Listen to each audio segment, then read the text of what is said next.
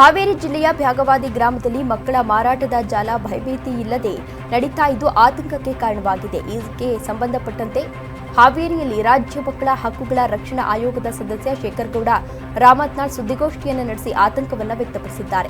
ಬ್ಯಾಗವಾದಿ ಗ್ರಾಮದ ಘಟನೆ ಜಿಲ್ಲೆಯಲ್ಲಿ ಸಂಚಲನವನ್ನು ಸೃಷ್ಟಿಸಿದ ಘಟನೆಯಾಗಿದೆ.